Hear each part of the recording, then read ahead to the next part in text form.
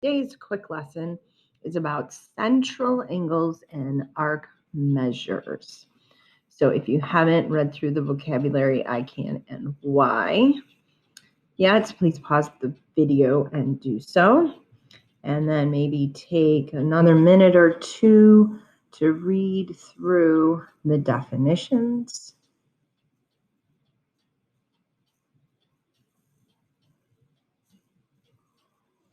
And there's more on our second page there. So when you come back, we will go through these definitions and apply them. All right. So today we're talking about a portion of the circle, not the entire circumference, but just a part of it, and that's an arc.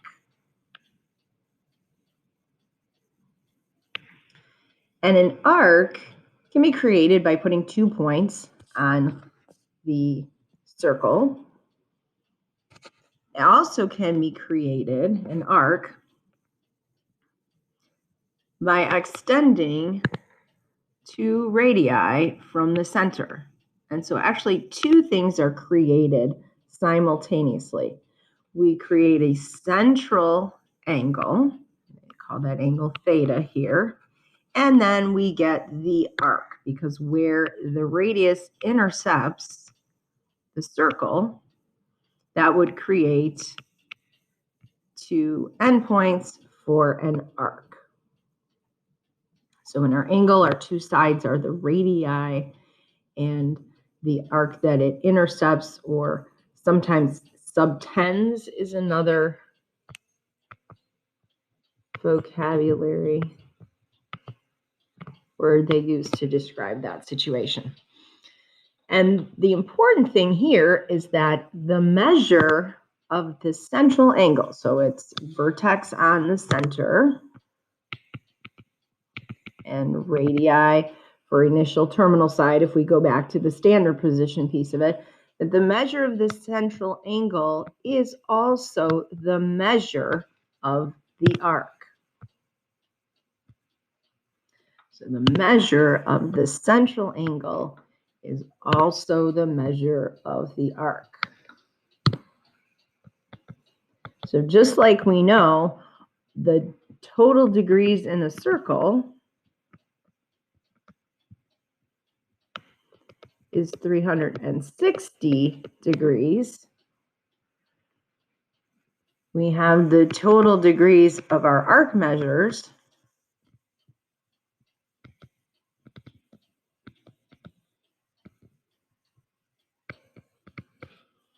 is also 360 degrees. So same on the outside and on the inside. The arcs are classified by their measure. So we have something that's called a minor arc, and a minor arc's measure will be between 0 and 180 degrees. Then the next size arc we have is one that's called a semicircle, which measures exactly 180 degrees. So we can kind of think of this as like our right angle that measures exactly 90. So a semicircle measures exactly 180 degrees. And then the third type is a major arc, which would measure between 180 and 360 degrees. So if we kind of take a look here, got a couple of minor arcs.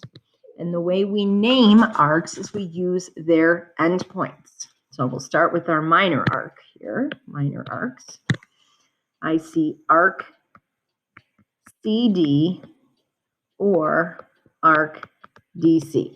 The order does not matter. So it's like naming segments. As long as you use the 2 endpoints, the order of the endpoints doesn't matter. I also see arc DB, or we could call that arc BD. And then I see arc CB or arc BC. Those would be the minor arcs. The major arc here .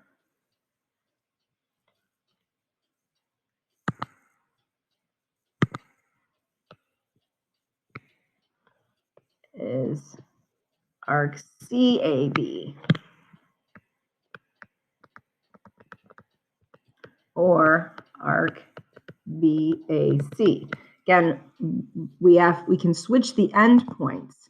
What we have to include when we may name a major arc is we need the endpoints and another point that the arc goes through. So that's kind of how we distinguish between a major and a minor arc.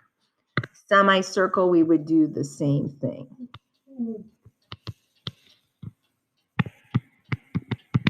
So I would have semicircle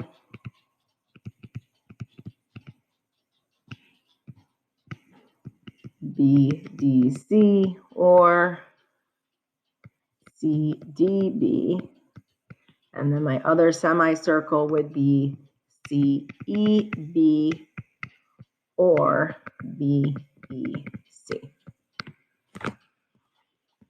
And another thing about arcs is if they are adjacent.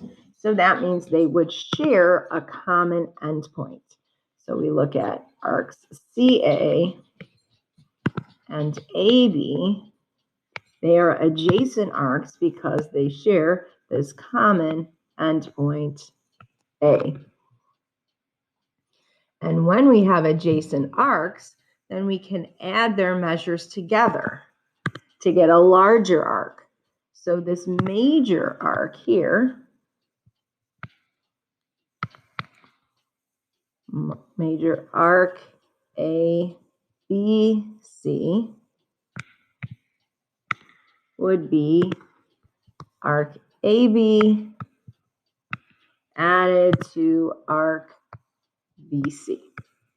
And again, if we added all three of these arcs together, measure of arc AC plus measure of arc AB plus measure of arc BC, we would get 360 degrees because we'd be going all the way around the circle.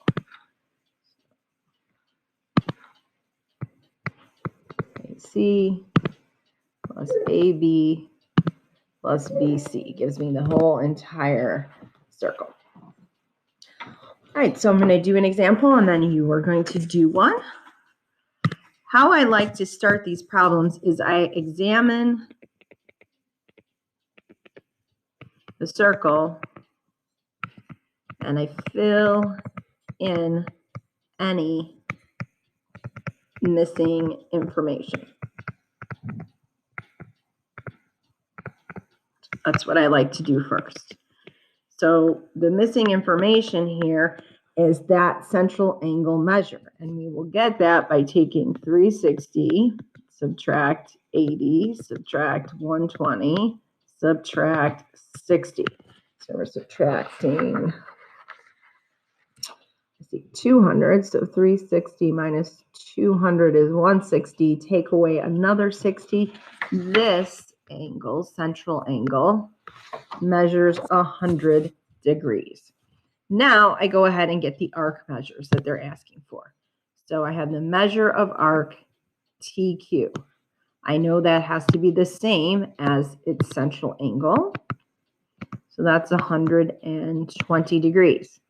And this would be a minor arc because it measures less than 180. And they ask for the measure of arc ST. Well, ST measures the same degrees as the central angle it's associated with. And this too is a minor arc. The measure of arc QR. That would be 60 degrees, also a minor arc. And the last little piece here, the measure of SR is 100 degrees, another minor arc. Now I'm going to use the arc addition postulate here to get the measure of arc STR. So I have to start at S, go through T, and end up at R. Well, it looks like that's the entire circle except for that 100 degrees. So that would be 360 minus 100, which would be 260 degrees. And this is a major arc. And then my last one, the measure of arc TQR. So start at T, go through Q, end up at R. So that would be 120 plus 60 more, which would give us 180 degrees. And this is a semi-circle.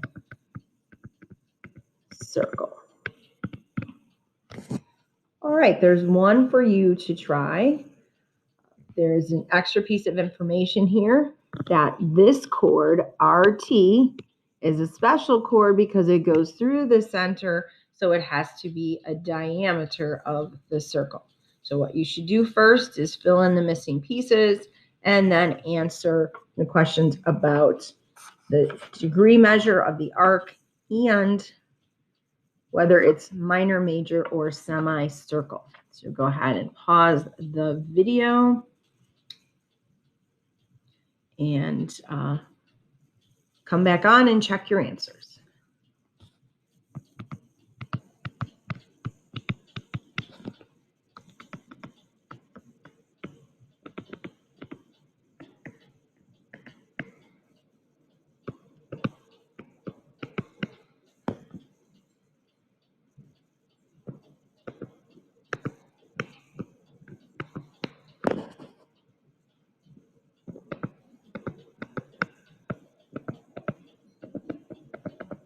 All right, if you did not get these answers, then plan on meeting with Ms. Fasola tomorrow, Thursday, between 2 and 3, and ask your questions.